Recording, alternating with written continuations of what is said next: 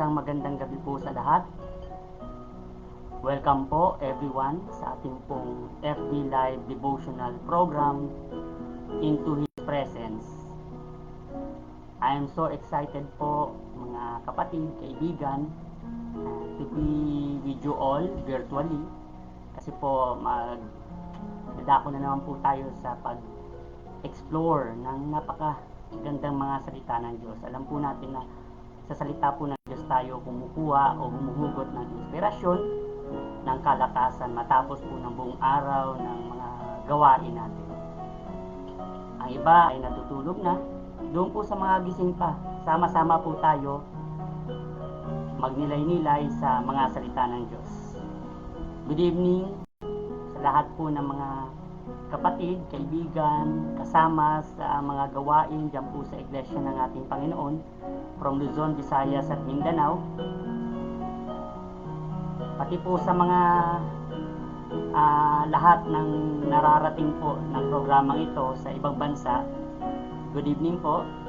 I pray that God will always be with you kung saan man po kayo naroroon.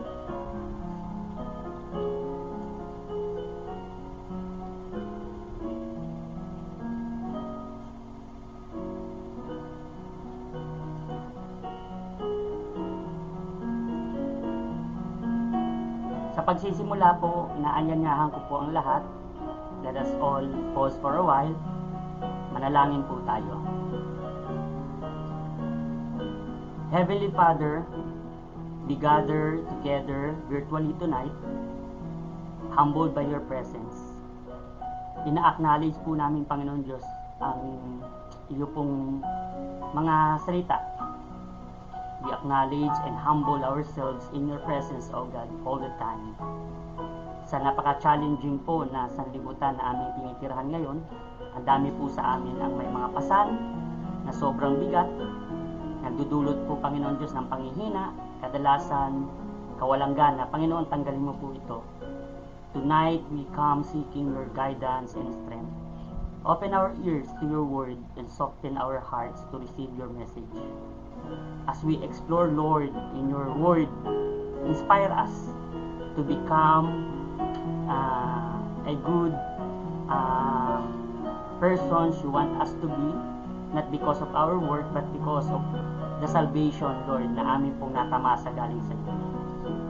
Bring us into a place, Lord, na amin pong makikita ang sarili in your will. Fill us with your spirit. Guide our conversation. We pray all these things in the name of Jesus Christ, your Son. Amen.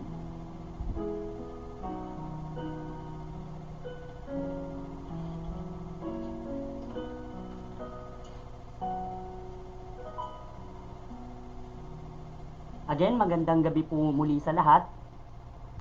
Umpisahan po natin ang ating pag-meditate sa mga salita ng Diyos na makikita po natin dyan sa Ezekiel chapter 22 verse 30.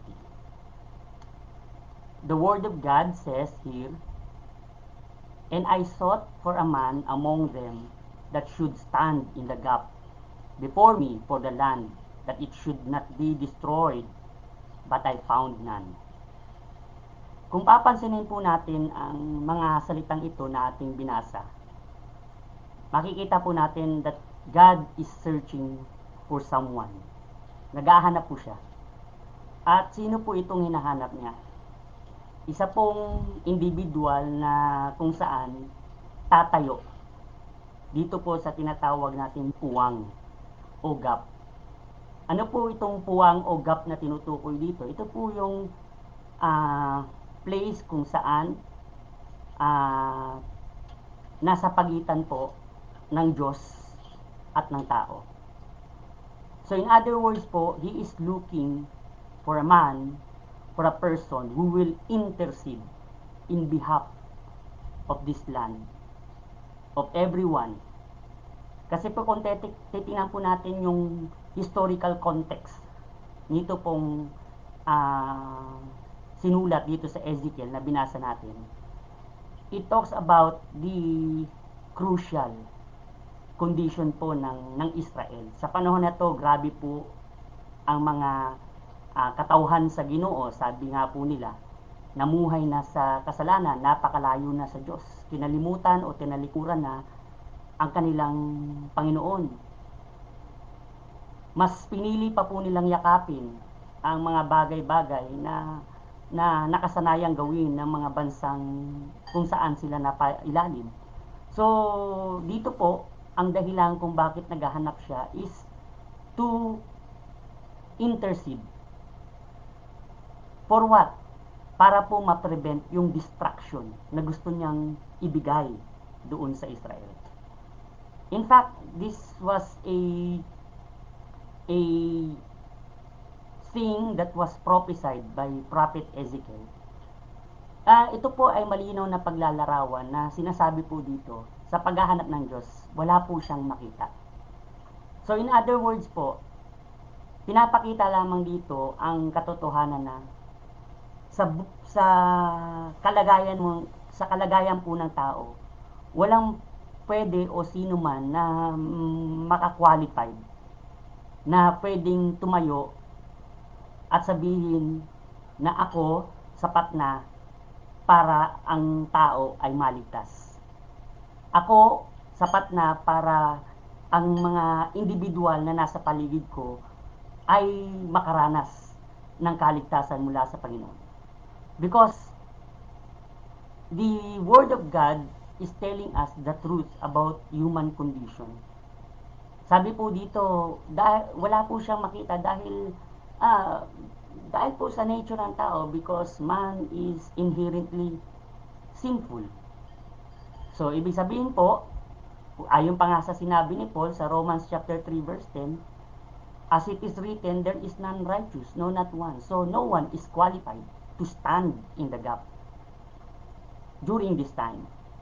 So, with this, mismo na ang Diyos nagalit na sa tao dahil sa kanilang kasalanan, siya pa ang naghanap ng magiging karapat-dapat na tumayo sa pagitan niya at ng mga tao. And you know exactly kung sino po yung qualified. Walang iba kundi ang ating Panginoon. So it was actually an image of Jesus Christ standing between us and God.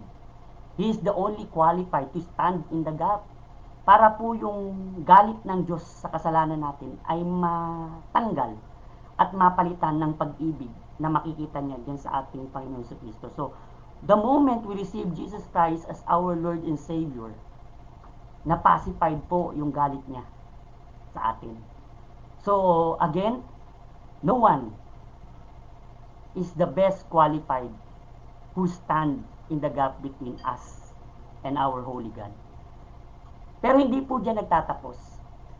Since kompleto na po ang ating kaligtasan sa Panginoon sa Kristo, since we are all saved by grace through faith, meron po tayong tinatawag na responsibilidad na dapat din po nating gawin bilang mga anak ng Diyos, bilang bahagi ng iglesia.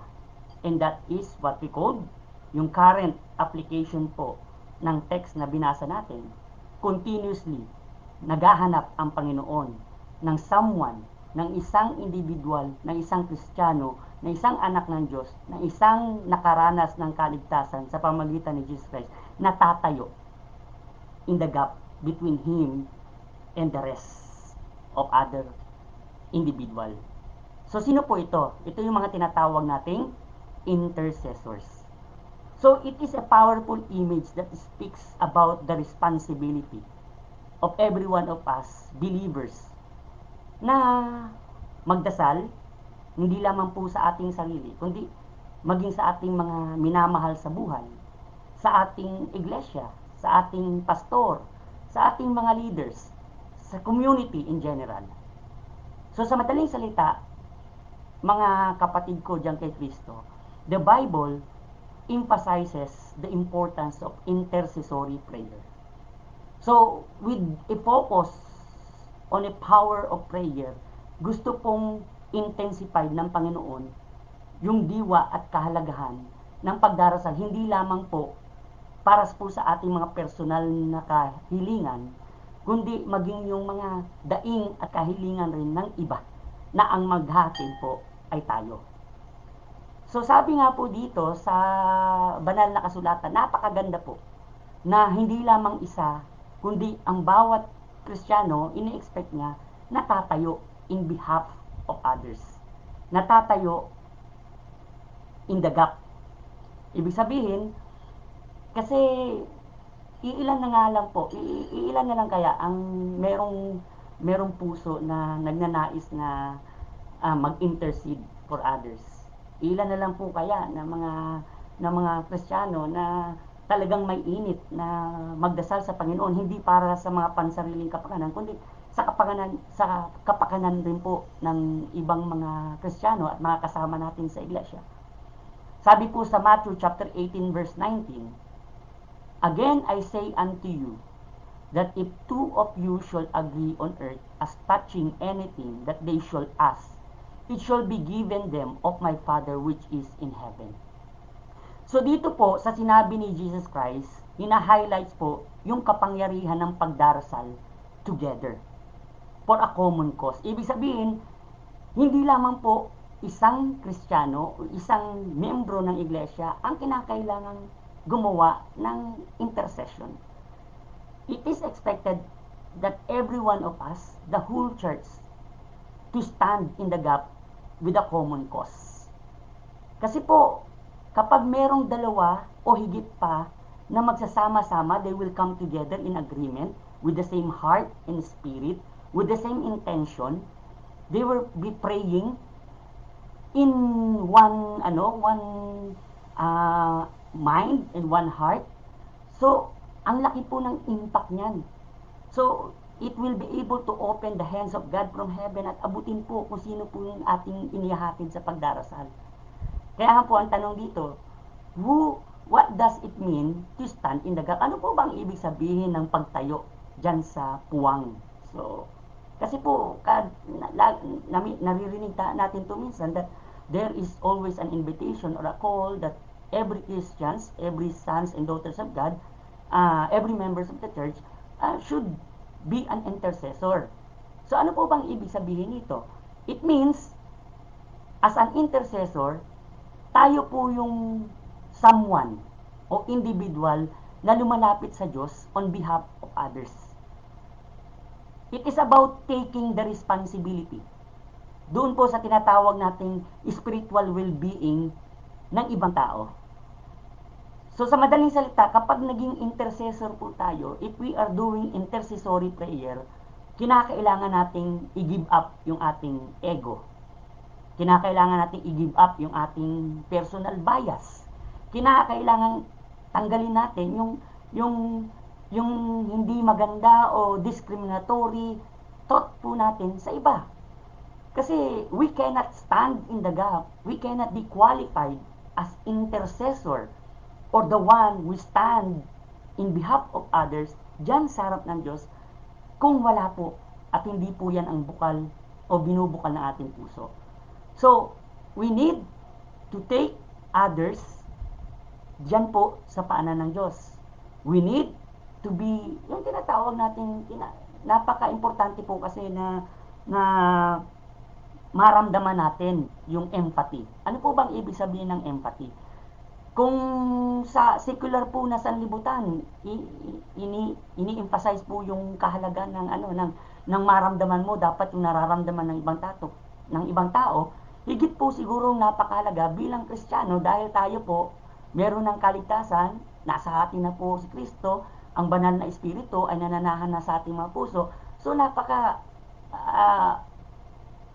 importante po na tayo mismo mag-practice yung konsepto o prinsipyo ng empathy.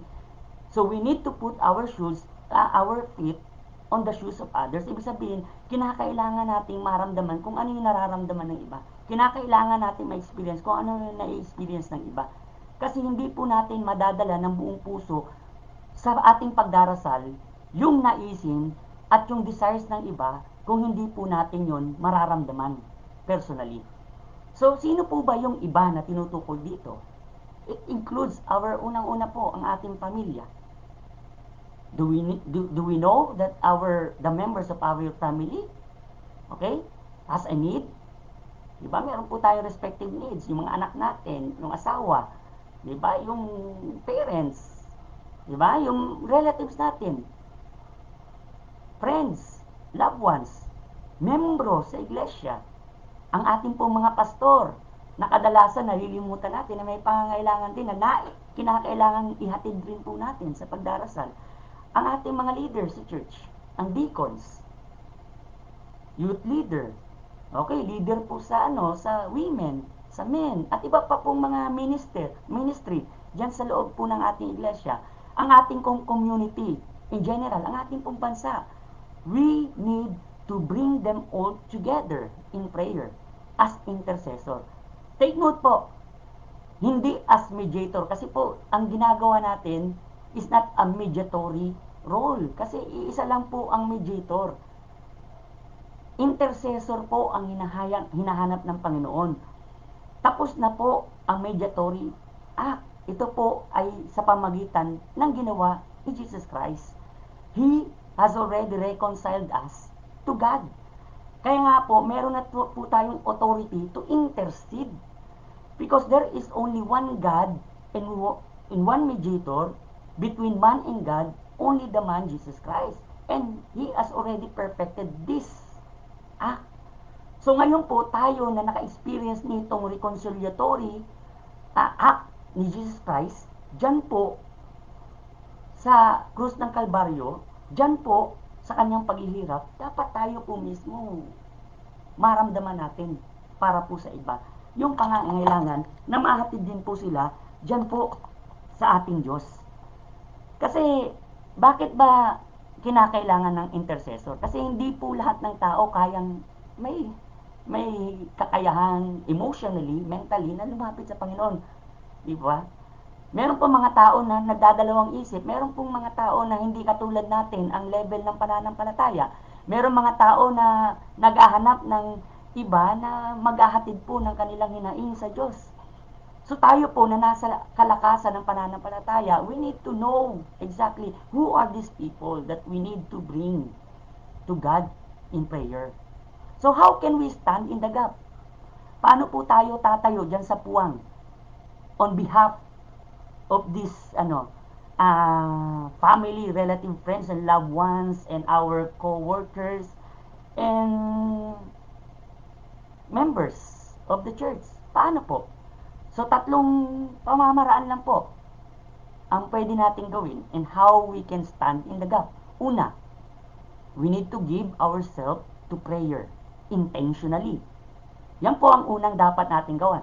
If we want to stand in a gap, kung tayo po ang magre-raise ng ating hand, doon po sa tanong ni God na, I'm looking for somebody who will stand in a gap, who will intercede for my people on their behalf.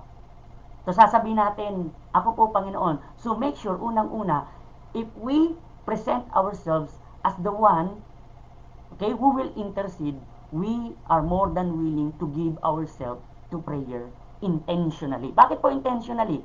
Hindi po sa pilitan. Again, sabi ko po kanina, ang intercessory prayer, it is not for our sake, it is for the sake of others. Yung iba po ang titingnan natin. Yung pangangailangan po ng iba ang ihatid natin. Yung pong needs ng iba ang ipaparating natin sa Panginoon. Yung pong welfare ng iba ang concern natin, hindi po yung atin. So meaning to say, we need to give up our personal interest. We need to give up our personal emotions or feelings and others na pwede pong maging hadlang o pwede pong maging sagabal para po gawin natin yung pagdarasal para sa iba. No, the foundation of standing in the gap is yung pong dedicated life sa Diyos. If we really dedicate our life to God in prayer, so therefore wala pong pag-aalinlangan, walang pagdadalawang isip. Kung sino man po yung tao na ipagdadasal natin, ipagdarasal po talaga natin, regardless kung sino sila, ano sila. Di po ba? So, there are many examples in the Bible that shows the power of intercessory act. Remember Abraham? He pleads for Sodom and Gomorrah, for mercy. Yung pong araw, nagsusunugin na ng Panginoon Diyos ang dalawang syudad na to, He prayed in behalf, hindi lamang po ng ng kanyang sariling pamilya, ng kamag-anak niya na sila, kundi yung iba pong tao na pwede pang maligtas doon sa Sodom and Gomorrah. He intercede for them. Si Moses, he intercedes for the Israelites. Kahit gaano po ka sakim yung mga tao sa Israel, kahit gaano po ka disobedient, katigas ng ulo, paulit-ulit, dinidisobey ang Panginoon, and yet he intercede on their behalf. Kahit siya po mismo tinitira na, kahit siya po mismo sinasabihan na ng masasamang bagay, and yet hindi po niya binigyan ng bili, hindi po niya binigyan ng pansin. Bagkus para sa kanya, I need to intercede on these people. Si Daniel, he prays for his exiled people. Higit po sa lahat si Jesus Christ, ang ating pong Panginoon si Kristo. He gave the best example of intercession. He prayed for his disciples. He prayed for Israel. He prayed for everyone. Si Paul, he prayed for the lost. Si Stephen, he prayed for forgiveness. While being, stoned to death, he prayed for his prosecutors. Kung makikita po natin, ganyan po katindi. Why? Because for them, sa puso po nila, wala pong halaga kung sino at ano paman yung mga taong nasa paligid nila. Basta, ang importante po sa kanila, magawa nila yung the best thing na pwede nilang gawin sa Panginoon, at yun ang ipagdasal yung ibang tao dyan sa Diyos. Ihatid yung pangangailangan ng tao dyan po sa Panginoon, higit pa sa kanilang personal na hangarin sa buhay. Sabi nga po dyan, di ba? Based po sa sa 1 Thessalonians 5 verse 17, pray without ceasing. So, if we stand in the gap, ito po yung number 1 na gagawin natin. Give yourself to prayer continually, intentionally. Ibig sabihin, huwag po tayong titigil. Huwag po tayong hinto.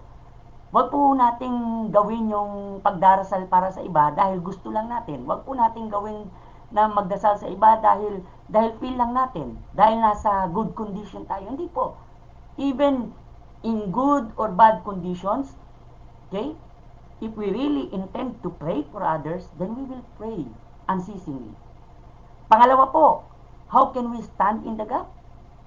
Advocate for others sincerely. Ano po ibig sabihin ng advocate? Mag-represent po tayo sa ibang tao sincerely. Alam mo po, sa panahon po ng eleksyon, di ba, marami pong tumutungtong sa entablado ng mga politiko, magbibigay po ng pangako. Ang number 1 na sasabihin nila, piliin nyo ako dahil ako po talaga ang totoong representante ninyo doon sa Senado o Kongreso. Pero pagdating po sa posisyon, okay, a month or a year, makakalimutan na nila. So meaning to say, their advocacy is just hanggang dyan lang po sa bibig. Hindi po talaga galing sa puso. Ngayon, if we will answer to the call of God, doon po sa calling niya, kung sino ang tatayo in the gap. Okay? Dapat po, siguraduhin natin that if we will stand in the gap, we are advocating for others sincerely. Totohanan po. As an advocate, we bring the needs of others before God. The Bible showcases the importance of intercessory prayer that advocated for others, nang walang pagdadalawang isip. Tandaan po natin, mahirap magdasal sa ibang tao, lalo na kung ang taong ito, alam mo, nakagawa ng masama sa iyo. Ang hirap pong magdasal sa ibang tao kapag alam mo na ang taong ito ay may sinasabing masama laban sa iyo. Ang sama po, ang sakit, ipagdasal ang tao, ihatid ang kanyang mga hinaing sa Diyos kapag alam mo ang taong ito, kapag nakatalikod ka, may mga bagay na masamang ipinupukol sa iyo. So paano mo ipagdarasal ang mga taong iniisip mo na hindi ka nga siguro ipinagdarasal? Di po ba? So ano po yung biblical principle po when we advocate for others through prayers? So kinakailangan po, if we really intend to stand in the gap, regardless of what they are doing against you, you will pray for them.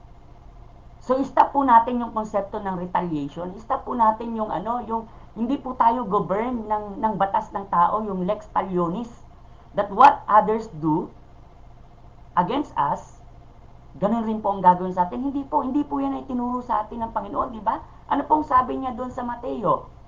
Di ba? Bless them who persecute you. Pray for them who curse you. So masama po ang ginagawa sa iyo, huwag pong ibalik ang bagay na ginawa sa inyong masama. Instead, ano po sabihin niya? Ang sabi ng Panginoon, gawin mo kung ano yung tama. Gawin mo kung ano yung nararapat. Kasi hindi mo po ito ginagawa para lang po sa kanila. Ginagawa po natin ito para po magbigay ng glory and honor sa Panginoon. Intercessory prayer is a ministry. It is a ministry that we are doing for the Lord and not for man. Yet, ang object po natin is ang paghatid ng mga problema ng ating mga kapatiran dyan sa Panginoon. Look again, doon po sa experience ni Stephen. You see, ang hirap pong magdasal sa taong binabato ka. And yet, he did it without mental reservation. In 1 Thessalonians chapter 5, verse 25, ano pong sinabi dyan?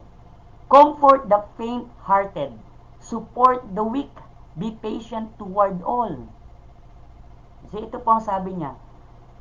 So instead po na gumante, instead po na mag-isip tayo ng masama sa mga taong nag-iisip rin po sa atin ng masama, okay, huwag po nating i-level down doon sa kung ano sila.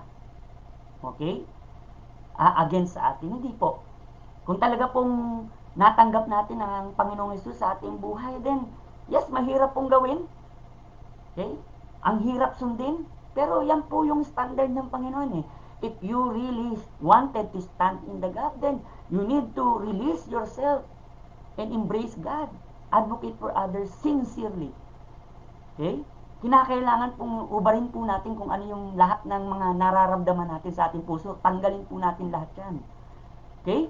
While we are not explicitly told, okay, na directly mag-empathize sa kanila, okay, we can do this sympathizing na effort through prayer. So, pwede po tayong, kaya nga tinawag na intercession kasi po, indirect po na pagtulong sa kanila. Okay? Maaring di nila alam. Tinutulungan natin sila sa pamagitan po ng paghahatid sa kanila dyan sa Diyos sa ating mga dasal. So, it highlights the importance of offering comfort, support, and patience through prayer for them. Intercessory prayer is the expressions of our love to God in spite of what others are doing against us. Okay? So we need to do it. We need to advocate for them sincerely with a pure heart. Okay? And we need to intercede on their behalf, trusting na ang power po ng pagtugon ng Diyos sa ating mga dasal if we do it wholeheartedly. Okay? So regardless po kung ano yung intention nila, pero po sa atin, ang intention natin is purely para po matulungan sila na ipagdasal dyan sa Panginoon, then God will listen. Okay? God will never turn His back to our prayer for other people. So tandaan po natin yung sinabi ni Paul in Romans 8:26-27. Likewise, the Spirit also helpeth our infirmities, for we know not what we should pray for as we ought, but the Spirit itself maketh intercession for us with groanings, which cannot be uttered. And he that searcheth the hearts knoweth what is in the mind of the Spirit, because he maketh intercession for the saints according to the will of God. Minsan nagtatanong tayo, ano po ba ang pwede kong ipagdasal para sa ibang tao? Sa aking pamilya, sa aking kamag-anak, kaibigan, kapatid, sa kasama sa iglesia, sa mga kasama sa gawain ng Diyos, sa iba't ibang ministry. Ano pa ang pwede kong ipagdasal? If you do not know, then the Holy Spirit within us will tell us what to pray for them. Diba? Huwag po tayo magdarasal ng tinatawag natin. Narinig nyo na po yung imprecatory prayer. We pray harm for others. Parang indirectly cursing them through prayer. Diba? Ipagdarasal natin na sana yung taong gumawa sa atin o nagsabi ng masama sa atin na nakatalikod tayo, sana madapa. Sana may mangyaring masama. Okay? Will God answer? that kind of prayer? So, pinaganda lang po natin yung salita. Di ba? Prayer. Pero it is imprecating. Ibig sabihin, we are asking God to throw stones, yung fiery stones, doon sa mga taong kung kanino po tayo galit. So, dapat po tanggalin po natin sa ating mga puso ang mga ganyang klaseng damdamin. Okay? So, yan po yung pangalawa. If we will stand in the gap, okay, we need to advocate for others sincerely. Last po, if we will stand in the gap, okay, we need to pursue righteous living. Ipagpatuloy po nating mabuhay sa tama at maayos na paraan. Okay, James chapter 5 verse 16, sinabi po diyan, di ba? The effectual fervent prayer of a righteous man availeth much. Take note of this. Dito po sinasabi, ano pong klase ng pagdarasal ang dapat nating gawin for others? Effectual fervent, nag-iinit, naglalagablab. Ibig sabihin po, from the heart, wala po tayong ill intention. Wala po tayong masamang hangarin para sa iba when we approach the throne of grace through prayer on their behalf. Sabi rin po dito, magiging epektibo lang po yung mainit na pagdarasal natin sa Diyos kung tayo ay okay sa harapan ng Diyos. Anong ibig sabihin po na okay? Righteous man. Ang sabi po dito, ano pong ibig sabihin ng righteous? Okay? Mabubuting tao para marinig ng Diyos. Since we are all saved by grace through faith, and therefore, we are justified. We made righteous. Okay? In the sight of God. And therefore, we are already qualified to bring the needs of others dyan po sa Diyos through prayer. Ito po yung pinaka-epektibong dapat nating gawin kapag lumalapit po tayo sa Panginoon. At hindi lamang po, kapag lumalapit tayo sa Panginoon, tayo ay magiging mamumuhay ng maayos. Hindi po. We need to pursue righteous living. Ibig sabihin, constantly live in righteousness. Okay? Kasi po, yan po yung nais ng Diyos na ipamuhay natin bilang mga anak niya, bilang mga Kristiyano, bilang miyembro ng iglesia. Okay? Dapat po ma-align yung pong merong relasyon tayo diyan sa Diyos, diyan po sa relasyon natin sa ating kapwa Kristiyano. So, our own actions and choices impact the effectiveness of our prayer. So, kapag nagpursue po tayo ng righteous life, so ina-align po natin, ini-intune po natin yung ating mga sarili diyan po sa will ni God. At sa pamagitan po nito, na-strengthen o napapalakas po yung kapangyarihan ng pagtugon ng Diyos sa ating mga intercessory prayer.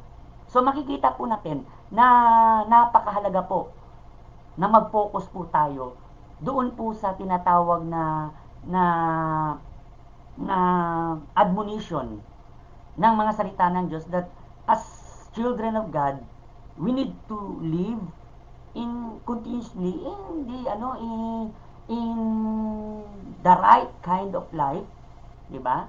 Na talagang masasabi po natin na eksakto po tayo, na qualified po tayo as intercessors.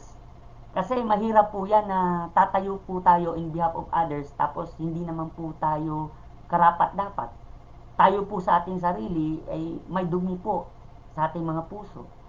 Hindi po tayo mapapakinggan ng Diyos kahit po sa personal na mga dasal natin kung mayroon po tayong hinaharbor na kasalanan sa ating mga puso. So we need to confess first our sins to God, ask Him to forgive us so that He will be able to cleanse us from all unrighteousness.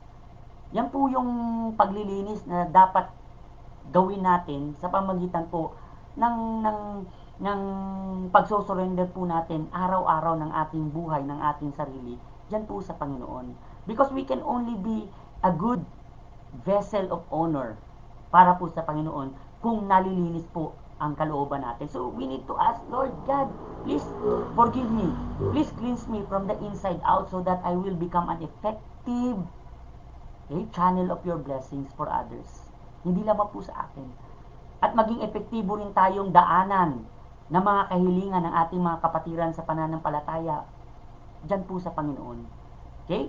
So, ladies and gentlemen of God, as advocates for others, we need to continuously live our life that reflects God's will. So, kapag na-incorporate po natin itong tatlong elemento na ito ng isang tao na tatayo in the gap, ano po yung tatlo? Give ourselves to prayer intentionally, advocate for others sincerely, and pursue righteous living continuously. So kapag ito po ang ipinamuhay natin, so ibig sabihin po, magiging ganap po tayo na epektibong sangkap ng Diyos para po sa iba. May mga pagkakataon po kasi na tayo po ang nagiging mouthpiece ng ibang tao, ng ating mga kasama sa iglesia, dyan po sa kanilang mga karaingan na gusto nilang ihatid sa Diyos. Tulad po sa eskwelahan, may mga estudyante po, for example, na hindi nila kayang magtanong sa kanilang mga teachers, so maghahanap sila ng isang kaklase nila na merong lakas ng loob na pwedeng magtanong sa teacher nila na, "Ma'am or sir, kung gagawin po ba namin ang aming assignment, kinakailangan ba na isubmit to kaagad ngayon?" So, ang tugon na ibibigay sa iyo ay maihatid mo sa kanila. So, sa madaling salita, the incapabilities of others can be strengthened through you. So, hindi lamang po sa klase, kundi sa trabaho. Sa lahat ng po ng dako kung saan tayo naroroon, pwede po tayong maging mouthpiece ng iba. And higit sa lahat, sa buhay Kristiyano po, sa ating pong gampanin dyan po sa loob ng iglesia, pwede po natin kasangkapanin ang ating mga sarili para po sa pangangailangan ng iba at ihatid yung mga karaingan nila sa Diyos. Hindi po ibig sabihin na itong mga kapatiran natin sa pananampalataya ay hindi marunong magdasal. Yes, they pray. They pray. We also prayed personally. Pero mas masarap pa rin pong pakinggan na sama-sama tayo nagdarasal, hindi lamang po sa sarili, kundi pati po sa mga pangangailangan ng iba. So, as we stand in the gap for one another, we become a powerful force dito po sa mundo. Alam naman po natin kung ano nang uri ng mundo ang ating tinitirhan ngayon. So, kung aalipinin pa po tayo ng mundo, kung sasakupin pa po nito ang ating puso't isipan, paano pa po tayo tatayo bilang karapat-dapat na tagapamagitan po o intercessor po para sa iba. So, we need to remember that God is searching for people to intercede. So, to pray with all their hearts. So, let us be those people. Let us stand in the gap. We are all qualified because we are already saved by grace. Okay? We are saved already. Na-experience na po natin ang kaligtasan. Ang kaligtasan na yan, dapat po ipamuhay po natin yan patuloy. At dapat po maipakita natin yan continuously sa pamagitan po ng pakikibahagi po ng buhay na ito na meron tayo para sa iba.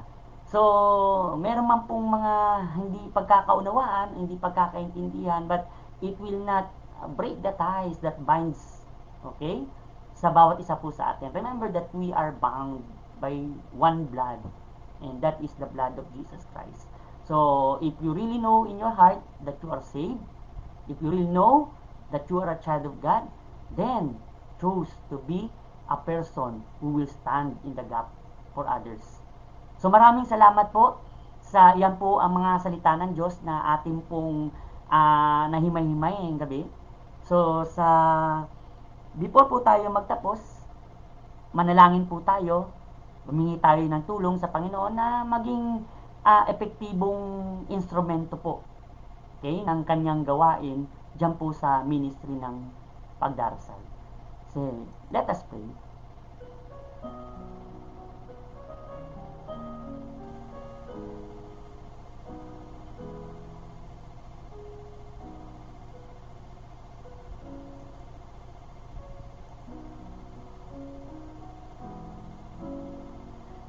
Gracious God, as we conclude, Panginoon Diyos, ito pong devotional program namin ngayong gabi. We thank you for the opportunity that we were able to explore and understand, Lord, your word. Siguro po mahirap gawin ang tumayo para sa iba. But then again, O God, you are our source of strength. We pray that the message of this word na amin pong binasa at na napag-aralan will resonate within us. And it will motivate us, Lord, to act.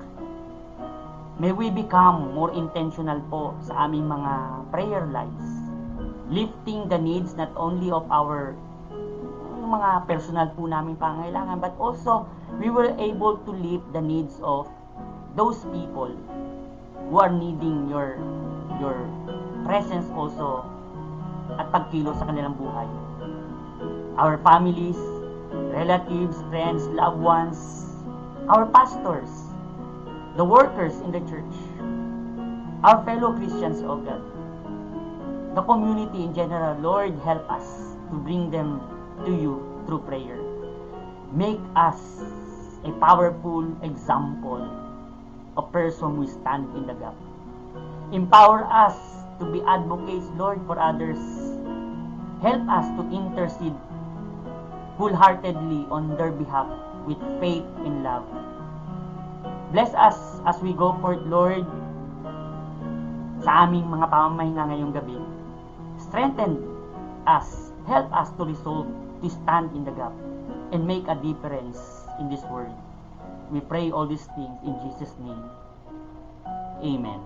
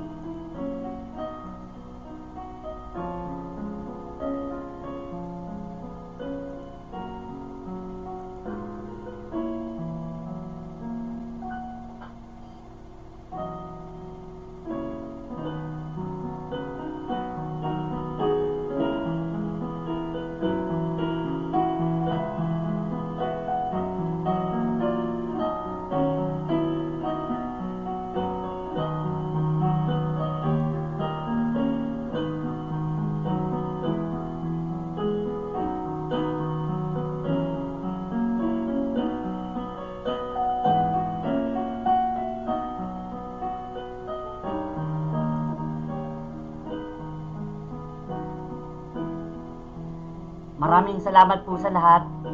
Magandang gabi and God bless us all.